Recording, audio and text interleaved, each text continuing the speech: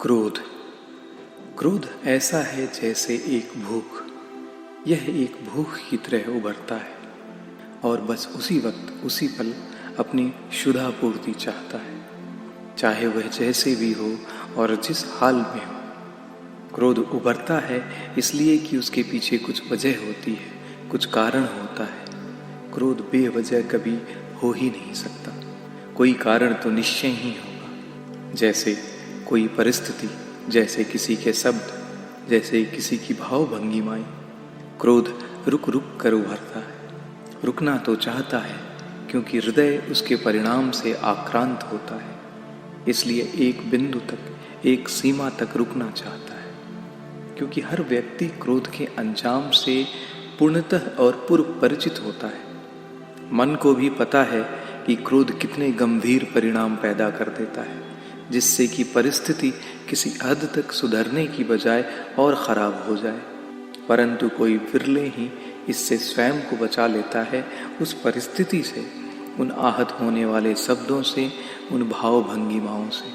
और ठीक इसी पल यह समझना जरूरी है कि वाकई में जिसे हम वजह समझ रहे हैं क्रोध की, क्या ये सत्य में वास्तविक वजहें बन सकती हैं क्रोध की, या फिर यूं ही हमारा मन अपने हिसाब से निष्कर्ष निकाल बेवजह व्यतीत हुआ जा रहा है, या फिर यूं ही हमारा अहंकार चोटिल हुआ जा रहा है। क्रोध का सबसे बड़ा कारण अहंकारों का टकराव है।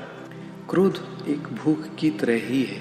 इसे यूं समझना बहुत आसान मालूम पड़ेगा, जैसे कभी भूख लगी हो और कुछ खाने को मिल जाए तो क्षुधा पूर्ति तो होती ही है और मन को तृप्ति भी। क्षुधा पूर्ति यानी भूख को आहार मिलना, और इसे जितना आहार मिलेगा उतना ही तृप्त होगा मन, और उतना ही मन और शरीर बलवान होगा। क्रोध भी एक भूख जैसा ही है। इसे जितना आहार मिलेगा, इसे जितना पोषण मिलेगा, ये उतना ही शक्तिशाली और बलशाली होगा। जैसे एक भिखारी प्रतिदिन उन घरों में जाता है इसलिए क्योंकि उसे मालूम है वहाँ उसे कुछ न कुछ मिल ही जाएगा खाने हेतु। पर अगर किसी दिन उन घरों से उसे भिक्षा मिलनी बंद हो जाए, फिर बार बार जाने पर एक दिन जब उसे यह यकीन हो जाए कि चाहे मैं कितनी ही बार यहाँ आऊँ पर अब मुझे यहाँ से कुछ न मिलेगा पोषण हेतु, तो फिर वह आगे से उस घर का रुख भी नहीं करेगा। आपूर्ति बंद तो पोषण भी बंद, और फिर इसका आना भी बंद। ऐसा ही कुछ क्रोध भी है, भिखारी की तरह। पर क्रोध का कारण और आहार क्या है, इस बात की समझ आ जाए तो फिर सारा उपद्रव ही समाप्त हो जाए। क्रोध का कारण है किसी कामना, किसी इच्छा के विरुद्ध विघ्न उत्पन्न होने जैसी परिस्थिति।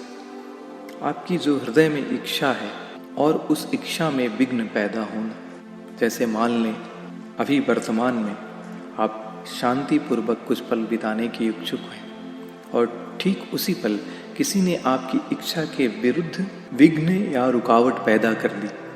जैसे अभी अभी आप ऑफिस से थके हारे लौटे हों और आपकी पत्नी ने आपको आते ही बाजार जाने को कहा। आप अभी किसी इतवार की सुबह अभी अभी ही स्नान कर बाहर दलान में धूप में सेकने बैठे थे अखबार लेकर, और आपकी इच्छा के विरुद्ध फरमान आ जाए घर की सफाई में हाथ बटाने का। हम किसी भी उम्र के हों, पर अक्सर ऐसी परिस्थितियां हमारे समक्ष उत्पन्न होती रहती हैं। यह रुकावट जो पैदा हुई इच्छा के विरुद्ध, क्या यह आम तौर पर मन में क्रोध पैदा नहीं करती? ज़्यादातर क्रोध का कारण है वर्तमान में किसी इच्छा या कामना के विरुद्ध विघ्न का उत्पन्न होना। और क्रोध का आहार क्या है? शब्द और विचार। जिस पल हमारे भीतर क्रोध का उभरना शुरू होता है, अशांत चित्त ठीक उसी पल हमारे भीतर हमारे न चाहते हुए भी कुछ शब्द बनाने लगता है, और फिर कई विचारों का जन्म। एक अशांत चित्त एक नए संसार का जन्म देता है। ये शब्द और उनसे उपजने वाले विचार बनते हैं उस क्रोध का आहार। अगर क्रोध को इन आहारों का पोषण देते हैं तो हम उसे कहीं न कहीं सशक्त और बलवान करते हैं। तो फिर क्रोध से बचने का उपाय क्या है? सर्वप्रथम तो क्रोध उत्पन्न ही न हो, यह समझना जरूरी है। और यह कैसे होगा? इसके लिए क्रोध के कारण की ओर विशेष ध्यान देना होगा। कारण है वर्तमान में जो कुछ भी हो रहा है उसके प्रति अस्वीकृति।